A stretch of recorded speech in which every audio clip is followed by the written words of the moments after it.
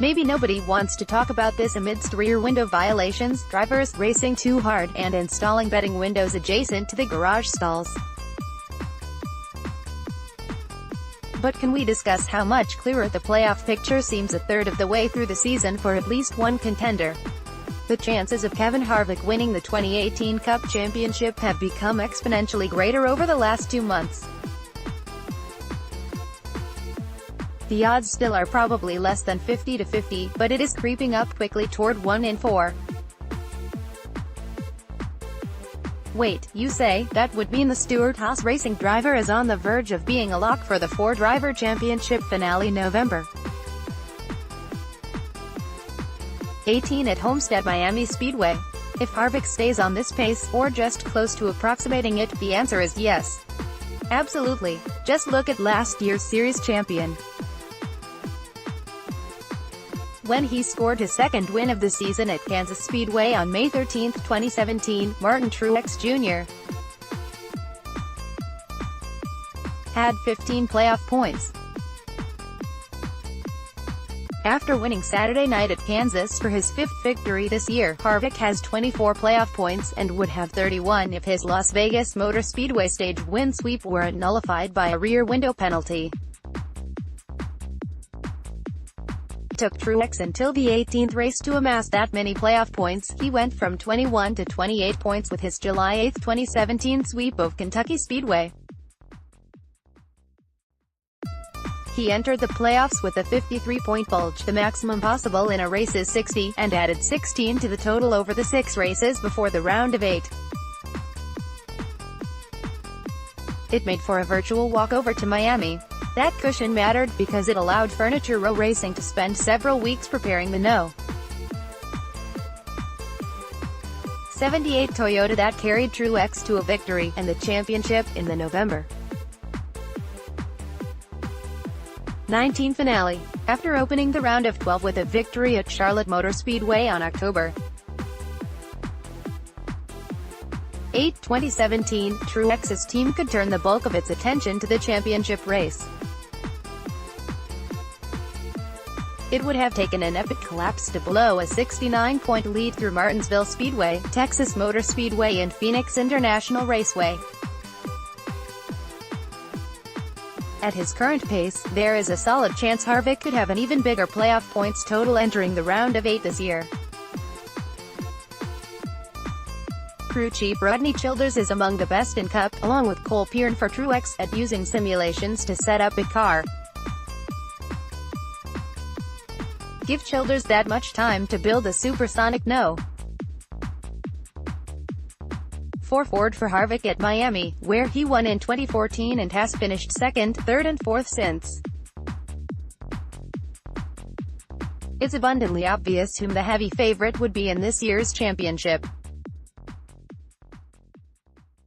It might seem absurd to suggest that after 12 of 36 races, Harvick is a surefire bet for Miami in a playoff system with 3 elimination rounds and points resets.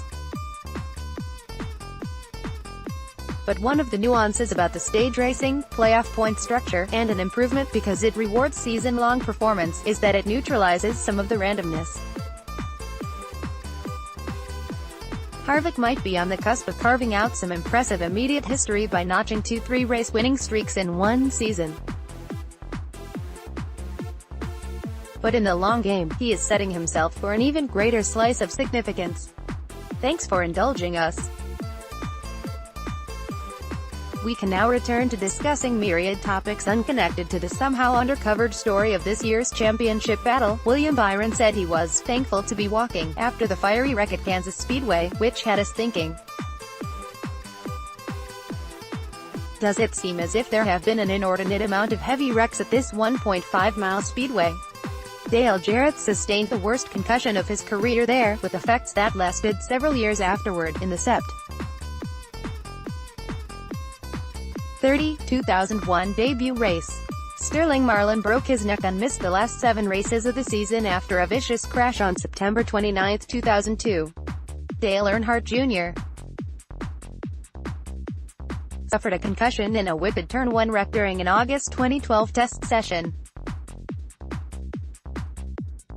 The cars of Kyle Busch and Joey Logano got crumpled in an April 21, 2013 crash, damage that was similar to what Byron sustained last Saturday night.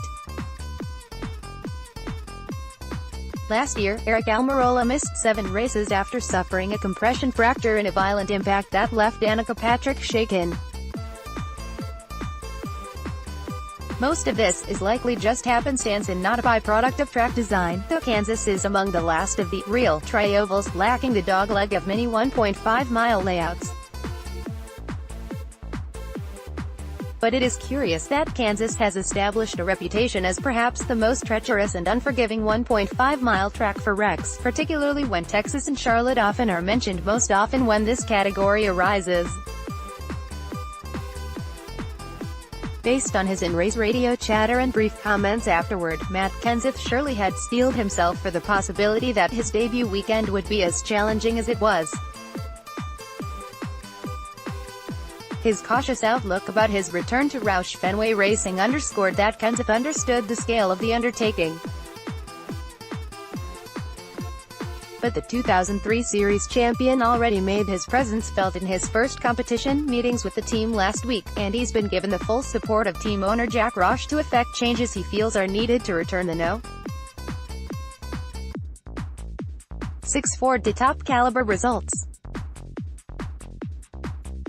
Kenseth probably won't stomach running outside the top 25 on a consistent basis for more than a couple of races, but it's reasonable to expect his patience for witnessing demonstrable improvements will last through at least the Coca-Cola 600. Of the 5 rear window penalties this season, the manufacturer breakdown is 2 Fords, 2 Chevrolets and 1 Toyota. Daniel Suarez at Dover. The top 3 Toyotas in the standings haven't been penalized, while 2 of the top 3 Fords, Harvick and Clint Bowyer, and the top Chevrolet, Larson, have been dinged. This might provide context to why Denny Hamlin, 7th in the standings behind Joe Gibbs' racing teammate and points leader Kyle Busch and just ahead of fellow Camry driver Truex in 8th, grew animated on his team radio during the Kansas race, noting that Larson's roof is pushed in 2 feet. 2 feet, his roof is pushed in. While the next rear window penalty might draw harsher punishment from NASCAR, it also might draw a round of louder sniping from peers. The loss of Larson's playoff point from his second-stage victory at Kansas raises the question of whether NASCAR should award playoff points to the next eligible contender after penalties. In this instance, that would be Harvick.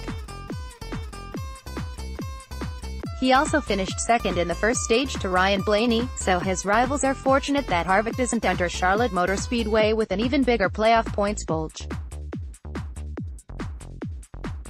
Between the penalties to Harvick and Larson, that's 8 playoff points that have disappeared into the ether this season in Cup. Remember the shove that Blaney delivered to Harvick last fall after the Martinsville Speedway race? Maybe those embers still were smoldering when Blaney made this comment about falling from 3rd to 5th on a restart with 25 laps remaining Saturday. "I got about spun out in turns 1 and 2 on the restart, getting sucked around." Without naming him, that was an obvious reference to Harvick using the outside-to-side draft off Blaney and into the lead over Larson. 6 laps later, Blaney would crash with Larson and finish 37th after leading 54 laps and winning the first stage. It wasn't the first time the Team Penske driver has failed to close out a win with a strong car. He led a race-high 118 laps at the Daytona 500, 100 laps at Bristol Motor Speedway and 145 at Martinsville, and he also crashed at Talladega Superspeedway after contending for the victory. He's led the most laps, 418, among winless drivers in 2018. Some of those were on the driver, some were just circumstantial. But even though he took full blame for the Kansas incident with Larson, it's natural to wonder if Blaney holds Harvick partly responsible for putting him in that position.